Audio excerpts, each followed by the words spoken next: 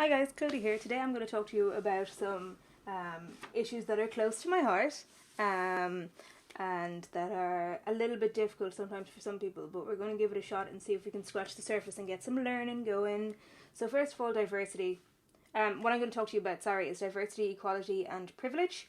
Getting more and more contentious as we go. So diversity is just a range of different experiences, so like gender identities, different sexual identities, different ethnicities, different levels of able-bodiedness, all of that kind of stuff. It just brings to it a depth of conversation that encapsulates the whole human experience, and that's what diversity is. It's about hearing from as many people as possible.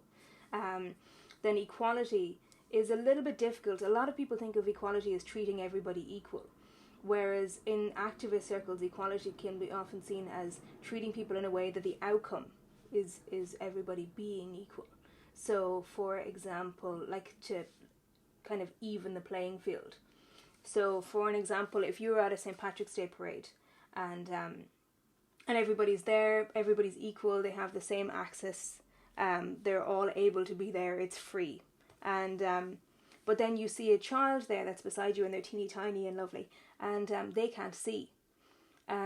True equality is picking them up, putting them on your shoulders, and then both of you can see, and that's equality. You can both enjoy it at the same level.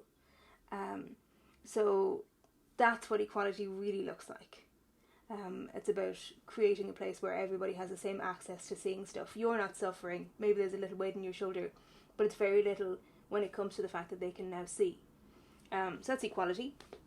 And then there's privilege, which is the difficult one. So privilege can often be,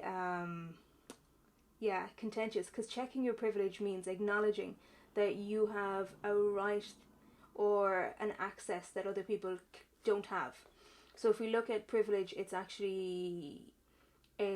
advantages that are given to you as a result of your birth. So you might have a class privilege or a race privilege or a gender privilege, and it just means that society is aligned in a certain way where it allows more for you because of who you are. Now, hearing that is so difficult, because if you're a good and loving person, a lot of the time you don't want to acknowledge that you're part of the problem. But Peggy McIntosh speaks wonderfully about this.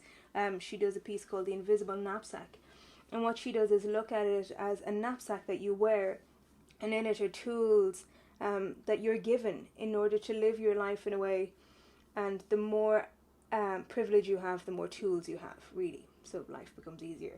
And she says that what was interesting for her when she was doing her work was that it wasn't kind of inequality for her, wasn't a series of acts of meanness, but instead a whole system, an invisible system that conferred more rights onto a particular group. And that's what it feels like for me, right? That's my experience. And as an LGBT person, and I don't think that people are genuinely malicious. I think sometimes some people are, like, accounting for shittiness. But a lot of the time the issue that I have is that people will say to me, come on, we're all equal, we're all in this together, we're all able to do this. And I'm still the little guy in the parade saying, that's great, but I can't fucking see. And then people will be like, why do you always keep focusing on the negative? Why is it always about not being able to see for you? And I'm like, I just can't see. Like, I can't enjoy this the same way as you do because I can't see. And people not being able to acknowledge that, because that's just not their experience. They're standing there having a lovely day, and for some reason somebody keeps reminding them that something's not good, even though they're not experiencing the not goodness. They're having a great time, except for this poking feeling of not okay, and that's what it can feel like, and that's what it feels like to be awoken sometimes to your privilege as well. I remember the first time that I realized the language I was using was transphobic, being so crushed because I don't want to be that person.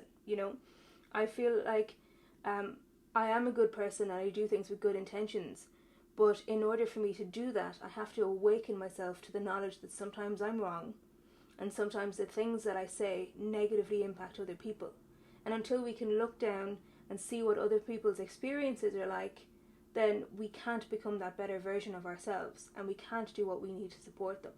So that's why I'm making this video. I think it's an interesting conversation, and it's a really difficult one to have. But I think it's important, and I'd love somebody to fight me on it. So please leave comments. Or if you'd like to, you can follow me on Twitter at Green Isaac, which is GREENISSAC.